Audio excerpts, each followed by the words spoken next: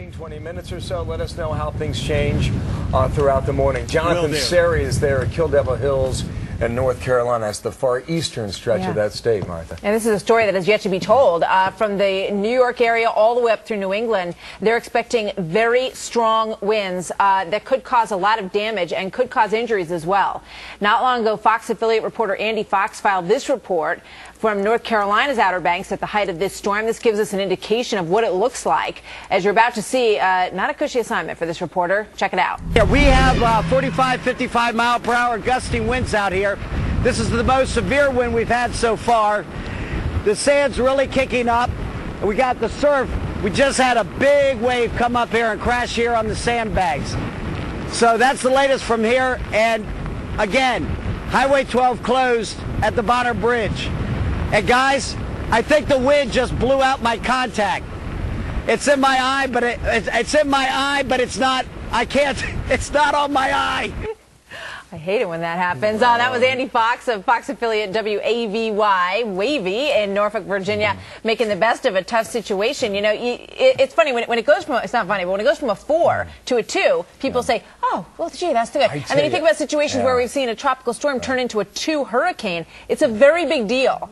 So we got to keep that in mind. 1999 Hurricane Floyd. We're waiting for a Category 5 hurricane off the coast of Jacksonville, Florida. Within the hours before it strikes, it drops from a 5 to a 2. We think the danger's past. It moves up the coast in the North Carolina and hangs there for a week and floods every town in the eastern half of North Carolina. That's how unpredictable they can be. Steve Centani knows that. He's live in Maryland. He's waiting further up the shore there as the winds kick up there in Ocean City. Steve, saw you late last night. How are things today? Good morning there. Oh, good morning. It's rainy, it's windy, but people are taking it in stride. As you can see, we're standing on the boardwalk, and people are out for their morning strolls, grabbing breakfast, and looking at the big show. And let's show you the show. Right over here, the Atlantic Ocean churning up pretty good. We've got some huge waves out here. Steve Shelton going to show you some of these giant waves with a big plume blowing off the top in that stiff wind. We've got winds up to 30 miles an hour, even higher. The winds are expected to pick up later on today. And authorities here in Ocean City are advising people to stay off the beach. There's no reason to be down here. It's windy, it's rainy. The surf conditions are obviously dangerous. They're obviously deadly. You don't want to get in there, not until later on today, tonight, possibly tomorrow. But they're telling people to come on out anyway because after this storm passes, they should have pretty good weather for the Labor Day weekend. So far, no storm damage, no wires down, no bridges closed, no evacuation, no flooding. But later on today, we do expect more rain, and the wind should pick up, so the danger is not over yet. Back to you, Steve, thank you for that. Steve Centani, Ocean City, Maryland there. Soon North Carolina will have this in its rearview mirror. Soon. The rest of the East Coast waits now, talking about New Jersey, Long Island, and New York.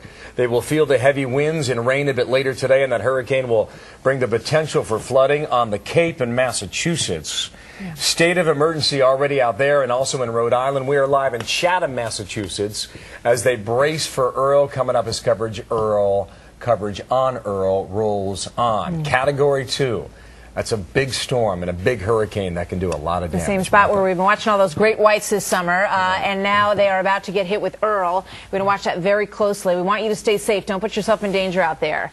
If you do have pictures of the storm, however, log on to our website at foxnews.com. You can upload those videos, the photo. Click on You Report at foxnews.com, and you can send them to us. We may put some of those on the air. We always like to see them because it gives us a good picture of what's going on where you are, and it helps us to share your story with other folks out there. So stay safe, as we always say, while you're doing that.